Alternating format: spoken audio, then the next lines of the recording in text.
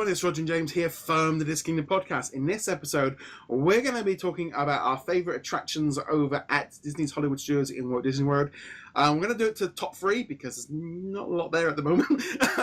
Not yet. Not yet. There's going to be a lot coming up in the future. So obviously right now, we're still a year off Galaxy's Edge opening up.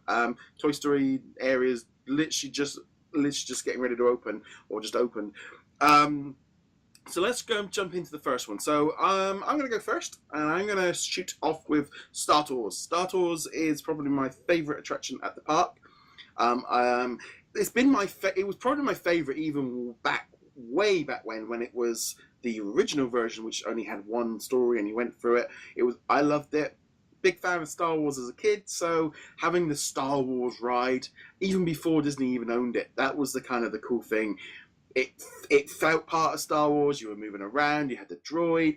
You were part of the action. I just remember falling in love with it as a kid and just being blown away with it. Of course, they then went off and upgraded it and added all these branching scenes in and updating it with the new movies. And basically, as far as I'm concerned, that was taking a ride and then upping it, bringing it to a new generation, but also future-proofing it, adding new content, mixing it up. So every time you ride it, it's different. That completely changed it. There is a side effect of, you might have never experienced this, but when you would go to Disneyland Paris and you do the ride in French, the original one in French, you can ask for it to be done in English now. Going on that with the droid and everyone speaking in French was really weird when I was a teenager. But so when I go on Hollywood Studios version, there's always that thing, it's in English. But not proper English, it's American English. Yeah, you kind of butcher a few words, a few extra Z's. Yeah. But it's that thing Don't you mean Zeds? Yeah, it's that kind of thing of, to me, it's one of the best rides there. And the fact they upgraded it and made it better, in my view, that's really does say a lot about that attraction. Yeah, I am a big fan of Star Tours in theory. Like, I love the random nature of it. I love that they're always adding stuff in. There's currently, as we record this, the Sands of Crate, from The Last Jedi, which is great. But the ride itself, I can't really do much. No. It's one of the only rides at any of the Disney parks that makes me feel sick after I've ridden on it. I don't know, it's like maybe the lack of ventilation or airflow or something like that, but I will generally be like, all right, I've ridden it. I've done the experience. The poor kid was the spy or whatever, and he got found out, but we escaped. Yeah. And then I've got to go and sit for a little while. Like, not terribly long, but, I'll probably pop over to... I forget the name of it, but they've got basically the hangar bar or one of the food places that's very nearby, and I'll just sit there for 10 or 15 minutes and let my stomach settle. So it would be one of my top rides, if not for the fact that I can only really ride it once. And they've got that also, and there's also that whole other benefit of you get out of it, and you got a whopping great big Star Wars shop to walk around. I love that. Walk around for 20 minutes. It takes me longer in the toy shop than it does in the queue. I just remember as a kid, we walked in, we sat down, my dad saw that I had seatbelts, stood up, walked out, and was like, on with the guard gun, you have to get me out. Well, no, sir, we were all ready to... No, you're strapping me in, I have to get out. You open that door, otherwise it's just like, I just remember that as a kid, like, Dad does not do simulators. It's just, but, so on that one, so we're going to now push it over to you for your first choice. All right, so this was actually pretty difficult for me because all the dang rides that I would have picked are closed and being refurbished or, gone. I would have picked stuff like the Cars Stunt Spectacular. I would have even picked the Backlot Tour. It's not like a great ride, but it had a lot of Hollywood history to it. But I can't pick any of those. So that's why we went from 5 to 3. I know that is why we went from 5 to 3. Maybe we should have pushed this one off here. But I'm going to go with Toy Story Mania as my first one here. It is just a really really fun ride. It's one of the few rides where you get to interact. You pull the little string and it shoots whatever object. You break the plates or try to get the rings on the little rocket guys. And then they blast off and all that stuff. It's a great fun little ride. It's also one of the few rides at the Florida parks where you really have to get a fast pass for it. It's one of the ones that the line will already be more than an hour by the time you get to the park. Has it got better with the third track? The third track's not open yet, or I haven't been to Disney World with the third track. Now, what's really funny about this is I just got back from Disneyland a week or two ago, and you could practically walk on to Toy Story Mania at Disneyland. The 15 minutes to 20-minute wait time. Now, granted, that was while Paradise Pier was under refurbishment for the Pixar Pier. I'm sure it'll be a lot worse once the Incredicoaster opens up and the carousel opens up again and all that. But I seem to remember even the last time I was at Disneyland during D23, the wait times for Toy Story Mania weren't that bad. But at Hollywood Studios, they are that bad. Yeah, it is always. It's that kind of thing as well. I mean, it was actually my number 2 on this one as well. There's that thing of like, as well as that, me and my wife, you get on it and stuff, and it is so much fun. And the whole shooting game stuff kind of turned out quite fun because I didn't really realize this until our first trip, that where I wasn't too sure if my wife was going to like these kind of going around shooting things. I didn't know if she was going to like. Nope, she loved them. Men in Black over in Universal, she loved that, and obviously Toy Story, the Buzz one, nowhere near as I think because Toy Story Mania is so much advanced on either of them. That one really does stand out, and you got your 3D glasses on, and of course, everyone's got different techniques. Mine is just like literally, rather than rapid fire. No, you just use the fingers. Yeah. Just to pull back a little bit, you just use the fingers. It's that kind of thing. It's such a fun ride. It's interactive. You are physically moving. You're spinning. You're moving around, and the way it all integrates with Toy Story, I think it's easily probably one of the top rides at Hollywood Studios, and it's a reason why they're extending it to try and get capacity up on it because it's so busy. I mean, with the Toy Story park area opening up this summer as well. It's just going to be a great one. I'm just going to interject real fast on the Buzz Lightyear arcade one, which is the other Zapper one. The one at Walt Disney World is blah, not a particularly good ride. The one at Disneyland is actually a very good ride, just simply on the fact that you can actually take the gun and hold the gun rather than having it mounted on your car, which makes such a massive difference on that ride. I think the one in Paris is on a tube thing as well, so you can actually it does change it. It makes it so much better because I'm like this. I'm in sniper mode doing it. It's so much better.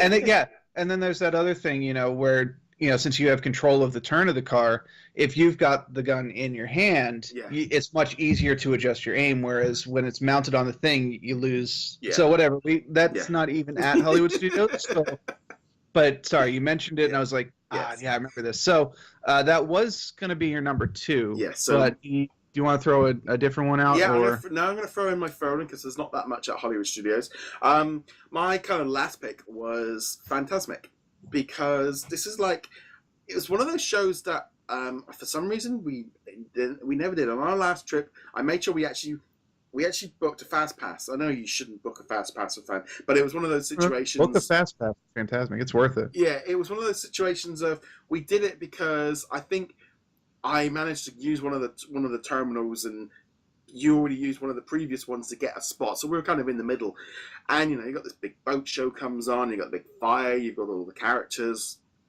and you got all the music, and it was just the kind of thing of I really like the idea of having a show at the end of the day to kind of finish everything off on.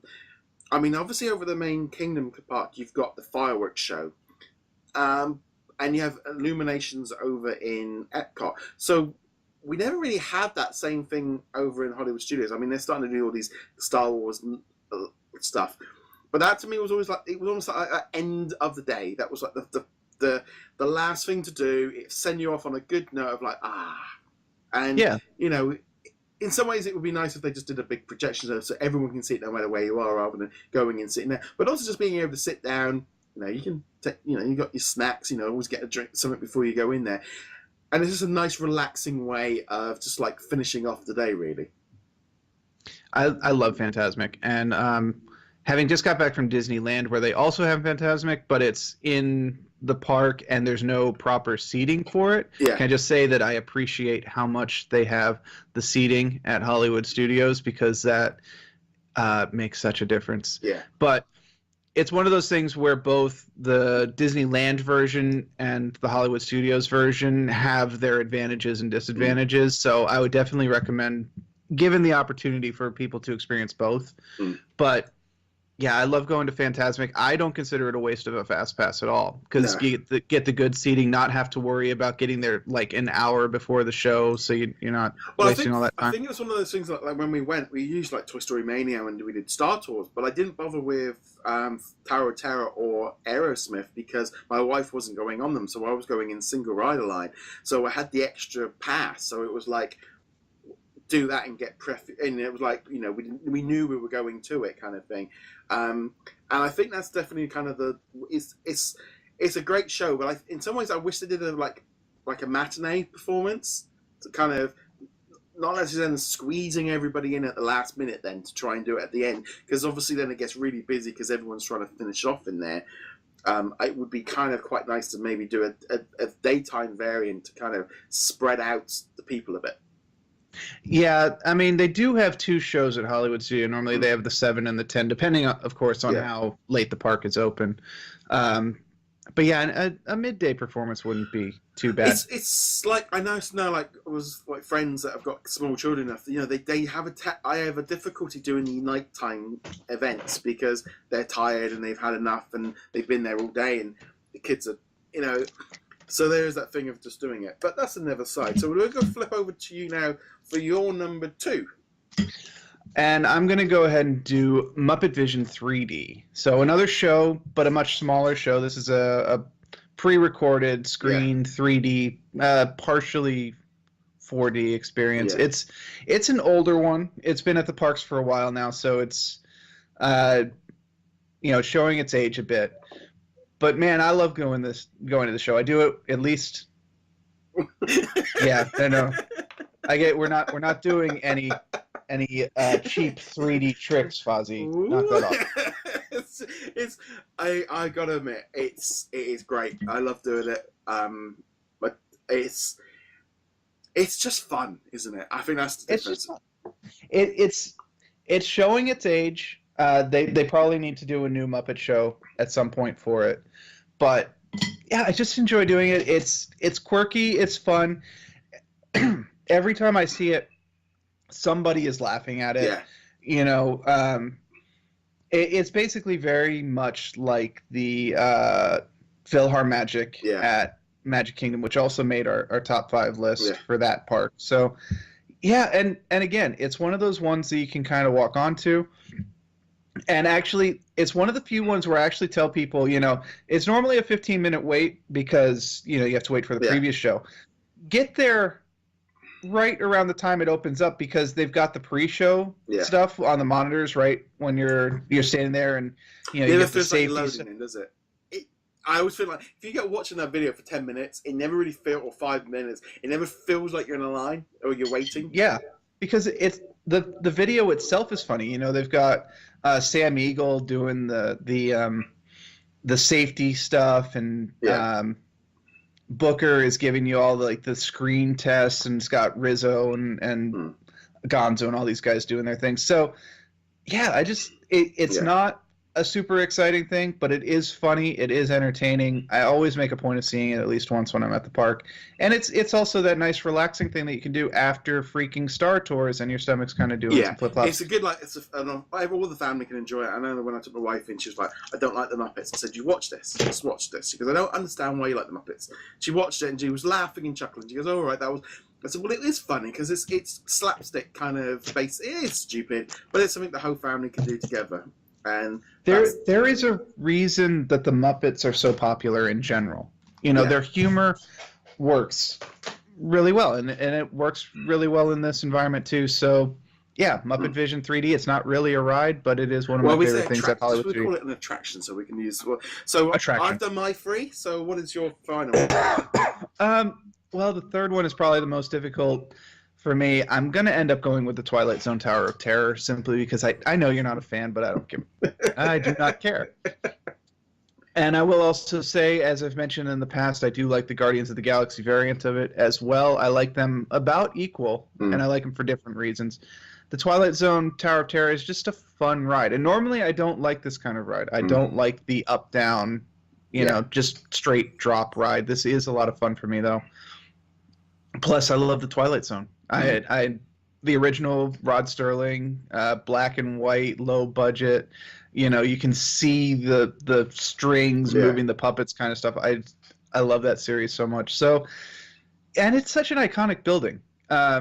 Maybe more so at California Adventure and Disneyland because it's one of the only buildings that you can see from everywhere. You can see it more than you can see the castle because they have the freaking tiny castle there. Yeah. But it's such an iconic building. It's a fun ride. It's not for everyone. I think I'm looking forward to it becoming the Guardians of the Galaxy variant someday. They obviously haven't announced it, but it's coming. Yeah. I'm expecting it to do the same thing over in Paris as well because they're not going to want to be paying licensing for a show they don't own when they've got something that fits. They've already made it and they can blow end it in. I will do it again next when it is Guardians. I've done it as Tower of Terror on a number of occasions. I've done it. I remember last time I got off of it and I just went, I don't know why I'm doing it because I don't enjoy it. It's that kind of thing, like when you go to the park, I have to do everything because I'm here. And actually, as you get older, it's like, you know what? I don't actually have, I can miss stuff. It doesn't matter. And especially, absolutely. I think once you've done it, it's a lot easier as well to go, no, I have done that before. And I don't like the feeling I get when I'm really like, that wait for the drop makes me more nervous. The wait for the drop is worse than the drop. That's for me personally. That kind of, I know it's coming. When is it? See, but that is one of the things that I like about the ride is you don't actually know the drop is coming, except every once in a while when you get to the top and the door is open. Yeah, okay, it's going to drop, but you don't know, is it going to drop me all the way? Am I going to stop halfway and then go back up? That's one of the things I love about the ride is that it's different every single time that you ride it, and sometimes it's less enjoyable than others, but I don't know. I enjoy it. I appreciate that it's not for everyone. No. I end up swearing a lot on that ride. That I've definitely heard people doing that. I've also seen kids cry on that ride. One of my favorite things, though, because I'm thinking about it, one of my things about this ride is it's one of the few ones where the park attendants who are working on the ride really do get to let go a little bit, and they get to do like the the doors closing kind of thing. The stone face door. Oh, there's one last thing, and the door closes right before they tell you, and all that fun stuff. I did have a good experience on the Guardians of the Galaxy while we were waiting for the ride to open up, where the park attendant was hilarious. So. This is one of those. That's another reason I like the ride. The theming is very good right through the whole queue and absolutely. And also, whenever you got it's just kind of there's a little store as well for doing bits and pieces. But so that was our top 3. So mine was Star Tours, and then it was Toy Story Mania and Fantasmic, and yours were Muppet Vision 3D. Toy Story Mania, and it would have been the Great Movie Ride, but no, it's closed. So Twilight Zone Tower of Terror. I know it's another one of your favorite rides, but that would have legitimately been my third ride. Had we had to pick another one, mine would have been Aerosmith or the old ride that because I did like that ride. Obviously now the Paris one's going to be turned into Marvel, so that'll be a bit more fun. And also, I always loved the the stunt show. My wife hated it, but I always thought it's cars moving around and spinning. It's a long joke, but it's a shame. But we'd love to know what your top 3 attractions for Hollywood Studios are. Comment below, get in touch with us as per usual over at the site. Follow us, subscribe, etc. James, where can they find you? HeroicLegacy.com. And on that note, guys, thank you very much for joining us. We'll be back soon. Later.